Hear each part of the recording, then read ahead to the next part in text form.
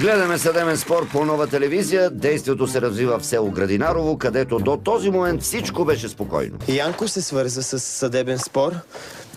Казва, че дъщеря ви не му дава да си вижда детето вече повече от 1 година. Кога? От февруари 2012 година, нали така? 12 от февруари, 22 февруари. Тогава, както взях тук, не ми разрешава да видим пето си. Това отговаря ли на истината? Ко? Не.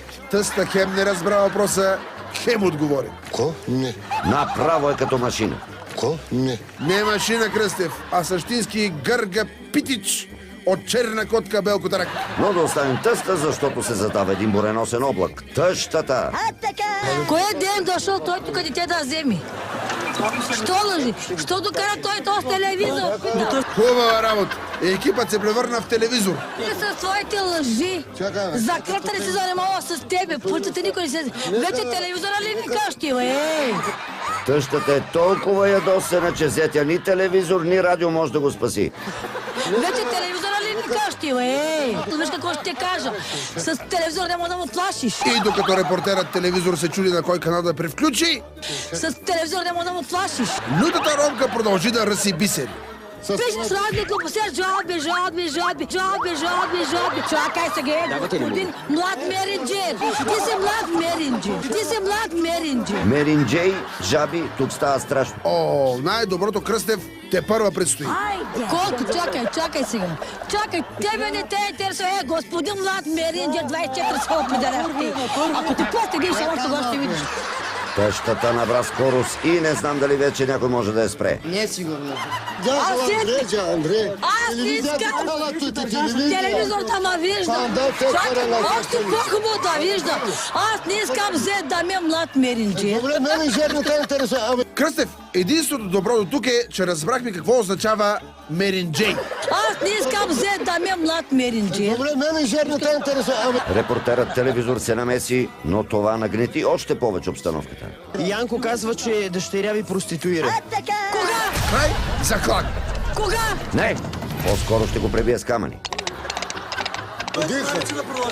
Не, дайте, моля ви се, не дайте. Пуснете, моля ви се, пуснете кермили. Абе, той не е твоето дете. Но кажи е твоето. Направи дека. Ще чупя този телевизор. Това не мога да го укротят и в цирка. Ще чупя този телевизор. А кой е баща на детето? Кой е баща на детето? Успяха да натикат тъщата в двора, но не се гаси той, що не гаси. И оградата не е особено стабилна. И след като нито стабилното заграждение, нито мъжа я спряха, ромката започна да си развява коня.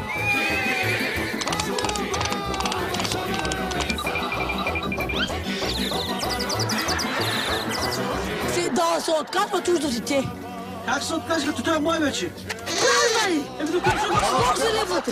На това му се казва нагледно доказателство. Как се откажи, като той е мой вече? Правда ли? Бог се левате. Ти докажи. Докажи ти.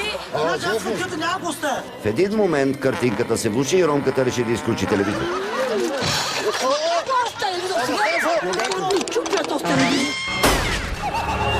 Всъщност, Манине, яко си телевизора отново да видим най-добрите моменти. Ко? Не. Вече телевизора ли ни кажеш, бе? Виж какво ще ти кажа. С телевизора не може да му плашиш. Виж, сладни глупости, жалби. Колко? Чакай сега. Чакай, тебе не те интересува. Господин млад меринджер, 24 са определяхти. Ако ти постигнеш, още това ще видиш. Кога? Този телевизор сега ни чупя този телевизор. Гаси веднага!